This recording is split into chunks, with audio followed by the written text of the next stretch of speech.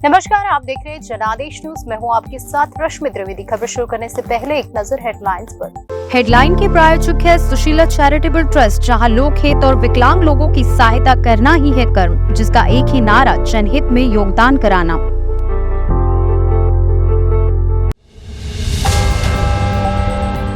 तो अब मौत के मुंह से निकल जाएंगे 40 मजदूर, डबल इंजन से चलेगा रेस्क्यू ऑपरेशन। दिल्ली के चीफ सेक्रेटरी नरेश कुमार पर आई नई मुसीबत, अब इस महाघोटाले में शामिल होने का लगा आरोप। रेलवे की 6 स्पेशल ट्रेनों में मची लूट, इस रूट पर फ्लाइट से महंगा हुआ किराया। ज्ञान वापी केस 250 से ज्यादा सबूत, फिर भी ज्ञान वापी सर्वे की रिपोर्ट में देरी क्यों, सामने आई बड़ी वजह। खालिस्तानी हमदर्द जस्टिन की हालत हुई खस्ता, विपक्ष ही नहीं अपनी पार्टी के नेताओं ने भी मांग लिया इस्तीफा। अब खबर विस्तार से। फंसे हुए 40 मजदूरों को अब तक बाहर नहीं निकाला जा सका है। हालांकि रेस्क्यू काम कर रही एजेंसियों का कहना है कि बचाव दल फंसे हुए मजदूरों के पास जल्द ही पहुंच सकता है। हालांकि रेस्क्यू के काम में लगातार चुनौतियां सामने आ रही है। इसी बीच NHIDCL के निदेशक अंशु मनीष खलको का कहना है कि हमने रेस्क्यू का काम जल्द से जल्द करने के लिए इंदौर से एक और मशीन मंगाई है, जो शनिवार सुबह तक यहां पहुंच जाएगी। सुरंगों में फंसे मजदूर भले ही ऑक्सीजन और खाना पानी उन्हें पहुंचाने की बात कही जा रही है, लेकिन अब अंदर फंसे मजदूरों के परिवार वालों का ध्येय जवाब दे रहा है। हालांकि रेस्क्यू का काम लगातार जारी है। रेस्क्यू के दौरान मिट्टी धंसने और भारी पत्थर आने से दिक्कतें हो रही है। एजेंसी के मुताबिक तमाम चुनौतियों के बावजूद बचाव दल ने मलबे में 24 मीटर तक ड्रिल करने में कामयाबी हासिल की है। यह एक अच्छी स्थिति है।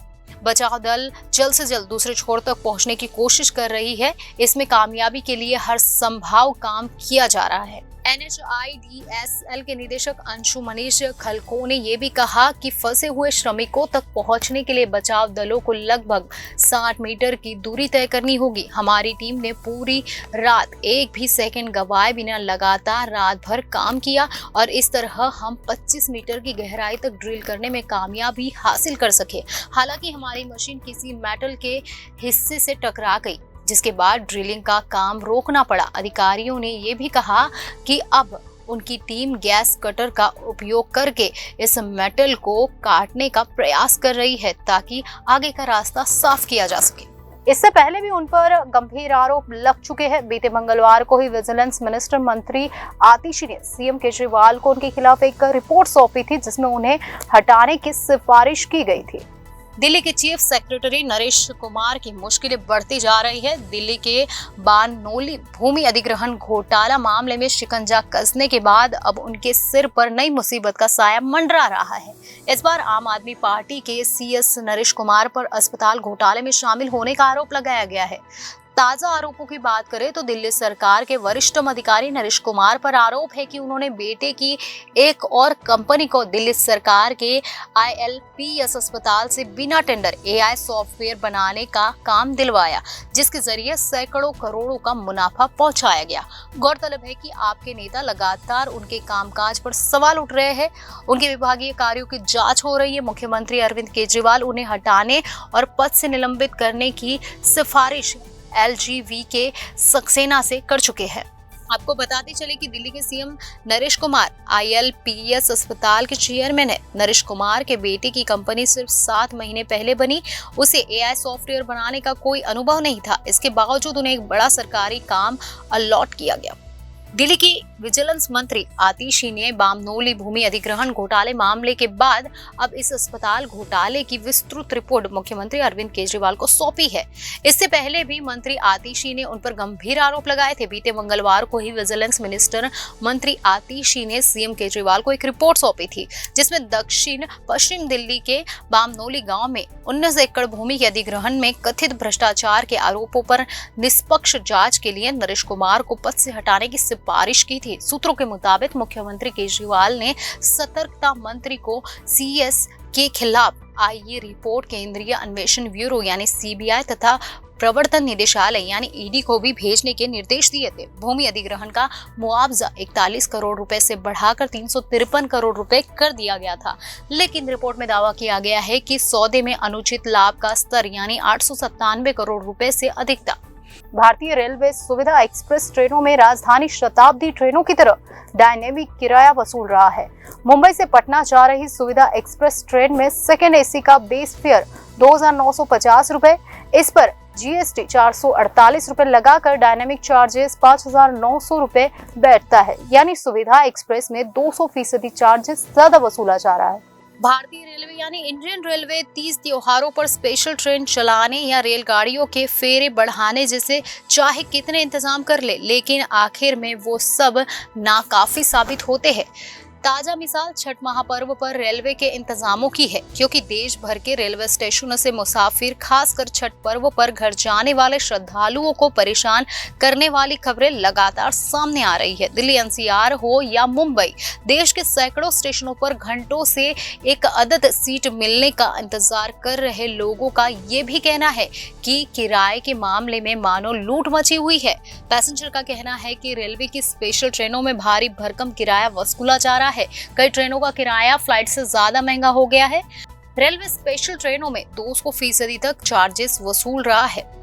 मुंबई से पटना जाने वाली सुविधा ट्रेन का सेकंड एसी का किराया 9,394 रुपए बताया गया है। भारतीय रेलवे सुविधा एक्सप्रेस ट्रेनों में राजधानी शताब्दी ट्रेनों की तरह डायनेमिक किराया वसूल रहा है। मुंबई से पटना जा रही सुविधा एक्सप्रेस ट्रेन में सेकंड एसी का बेस फेयर 2,950 रुपए, इस पर जीएसटी 448 रुपए लगातार डायनेमिक चार्जेस 5,900 रुपए बैठता है। यानी सुविधा एक्सप्रेस में 200% चार्जेस वसूला जा रहा है। थर्ड एसी मुंबई पटना का किराया 6,655 रुपए है, वही सुविधा एक्सप्रेस स्लीपर क्लास का किराया 2,655 रुपए है।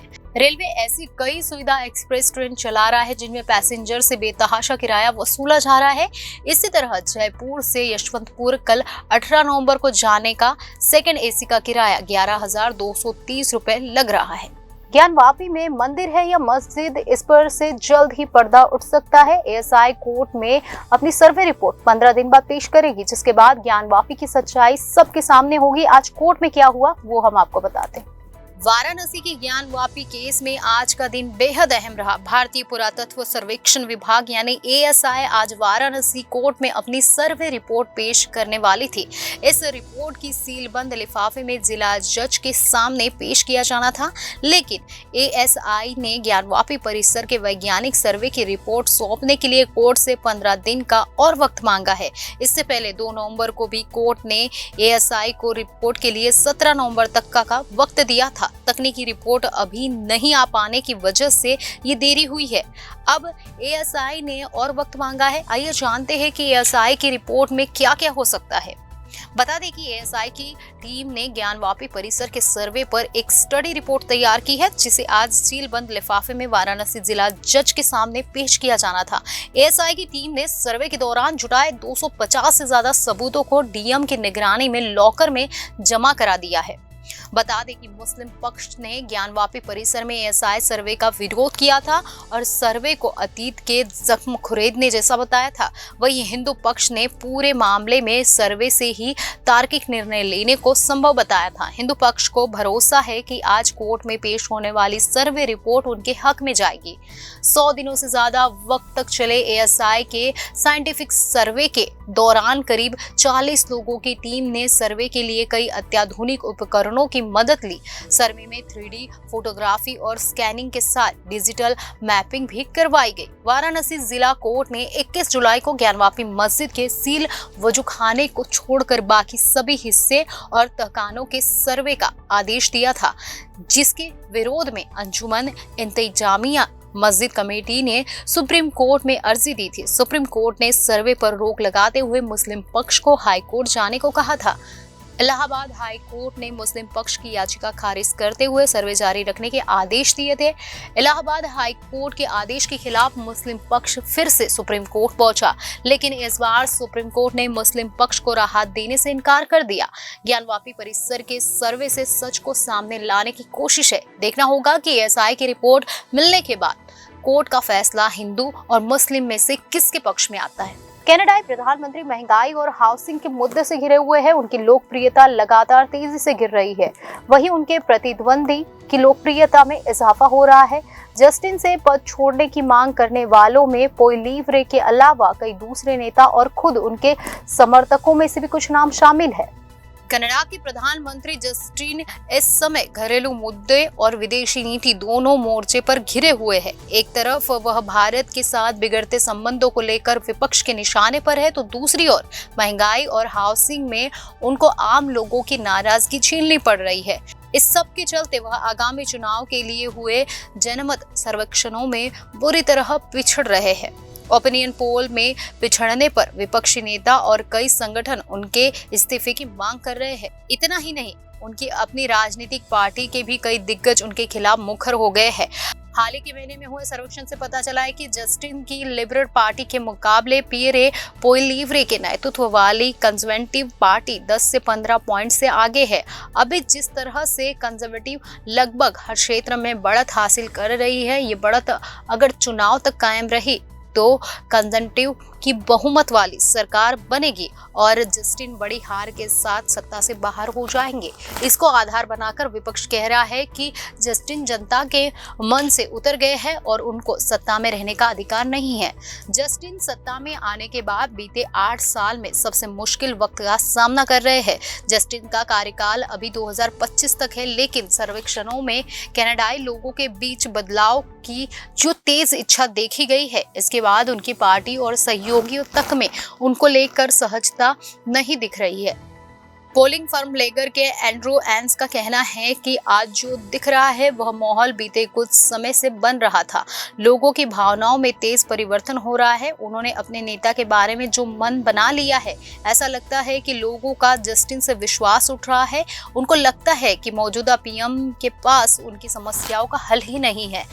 एंड्रू का कहना है कि अर्थव्यवस्था की स्थिति पर विपक्षी नेता पोइलीवरे लगातार बोल रहे हैं। कंजर्वेटिव नेता पोइलीवरे ही जस्टिन के सामने सबसे बड़ी चुनौती है। उन्होंने बढ़ती महंगाई और दूसरे मुद्दों पर कनाडाई लोगों के गुस्से को हवा देने में कामयाबी हासिल की है। सोशल मीडिया का भी वह बेहतरीन तरीके से इस्तेमाल कर रहे हैं।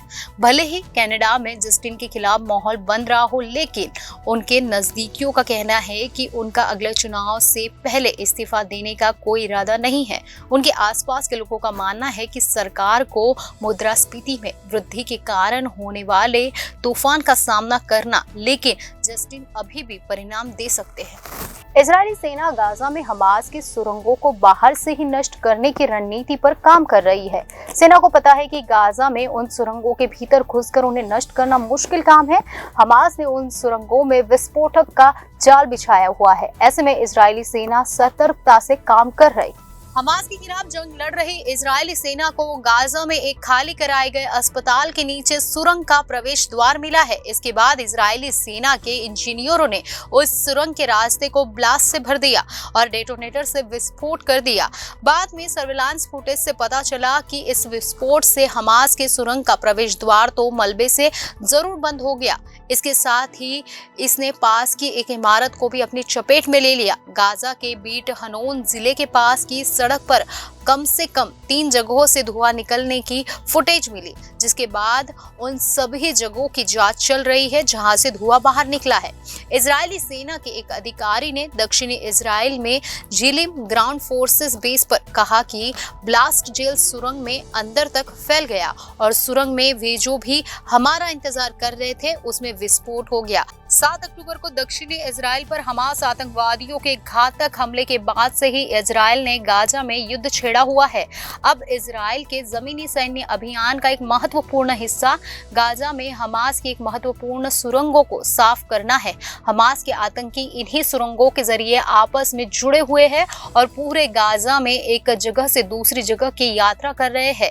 गाजा में हमास के बंकरों, एक्सेस शाफ्ट और सुरंगों का पता लगाने के लिए हथियारों का उपयोग नहीं किया जा रहा है जो जमीन के नीचे सैकड़ों किलोमीटर तक फैली हुई है। इजरायली सेना इसके लिए टैंकर, रोबोट और दूर से संचालित अन्य तकनीक का इस्तेमाल कर रही है। इजरायली सेना के जिस अधिकारी ने गाजा में युद्ध के हालात की जानकारी दी, उन्होंने जमीन के नीचे की लड़ाई के बारे में अधिक जानकारी देने से इनकार कर दिया। उन्होंने सिर्फ इतना कहा कि कार्य प्रगति पर है। उन्होंने गाजा के बीट हनून में उस अस्पताल का नाम भी नहीं बताया जिसके नीचे सुरंग मिली है। उन्होंने कहा कि हमास की सुरंगों को ढूंढने के लिए और तरीके भी विकसित किए जा रहे हैं। यही वह जगह है जहां रचनात्मक और नवीनता काम आती है। उन्होंने कहा कि बीट हनोन में जहां उनकी सेनाएं काम कर रही थी, कुछ बंदूकधारियों ने सुरंगनुमा शॉफ्टों से इजरायली सेना पर हमला कर दिया था।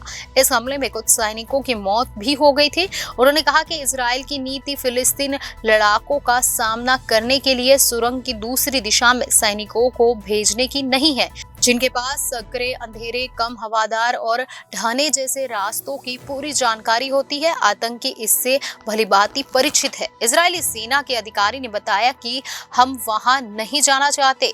हम जानते हैं कि उन्होंने हमारे लिए बहुत सारे साइड बम छोड़े हैं।